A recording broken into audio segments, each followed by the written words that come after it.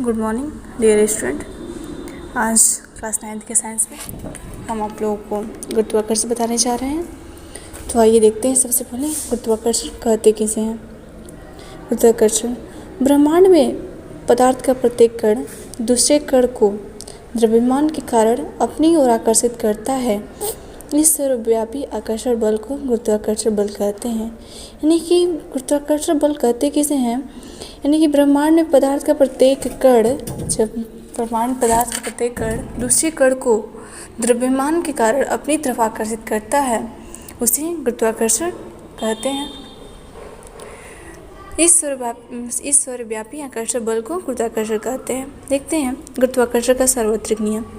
किन्हीं दो पिंडों के बीच कार्यरत गुरुत्वाकर्षण बल उनके द्रव्यमानों के गुणनफलों के अनुक्रमानुपाती तथा उनके बीच की दूरी के वर्ग के व्युत्क्रमानुपाती होता है। यह बल दोनों पिंडों को मिलाने वाली रेखा की दिशा में लगता है। यदि m1 व m2 द्रव्यमान के दो पिंड परस्पर r दूरी पर स्थित हो, तब उनके बीच लगने वाला गुरुत्वाकर्षण बल F व्युत्क्रमानुपाती m1 m2 by r square F equal to g m1 m2 बटा r स्क्वायर, जहाँ g सार्वत्रिक गुरुत्वाकर्षण नियतांक है। देखते हैं नियतांक g का मान पिंडों की प्रकृति, स्थान, समय, माध्यम तथा ताप आदि पर निर्भर नहीं करता है, अतः इसे सार्वत्रिक नियतांक कहते हैं। देखते हैं गुरुत्वीय बल कहते किसे हैं।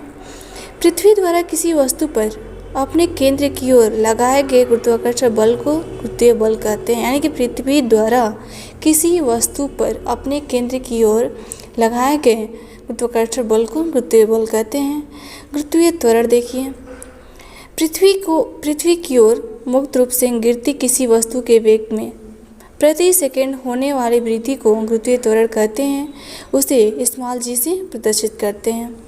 देखते हैं स्मॉल जी व कैपिटल जी में संबंध। Small G equal to G M by R square, जहाँ m और r क्रमशः पृथ्वी के द्रव्यमान व त्रिज्या तथा g गुरुत्वाकर्षण नियतांक है। द्रव्यमान देखिए। किसी वस्तु का द्रव्यमान उस वस्तु में उपस्थित पदार्थ के परिमाण को कहते हैं। इसका SI मात्रक किलोग्राम है। फिर देखिए भार किसे कहते हैं। पृथ्वी किसी वस्तु को जिस बल से अपने केंद्र की ओर आकर्षित करती है, यानी कि पृथ्वी किसी वस्तु को जिस बल से अपने केंद्र की ओर आकर्षित करती है, वस्तु का भार कहलाता है। इसका मात्रक किलोग्राम भार न्यूटन होता है। m द्रव्यमान किसी वस्तु का W इक्वल टू mg। देखते हैं किसी वस्तु का चंद्रमा पर भार उसकी पृथ्वी पर भार का 1/6 होता है। किसी वस्तु की सतह के लंबवत लगने वाले बल को प्रणोद कहते हैं। प्रति एकांक क्षेत्रफल पर लगने वाले प्रणोद को दाब कहते हैं। दाब इक्वल टू प्रणोद बाई क्षेत्रफल। इसका मात्रक न्यूटन मीटर माइनस स्क्वायर या पास्कल है। अब देखते हैं तरल किसे कहते हैं।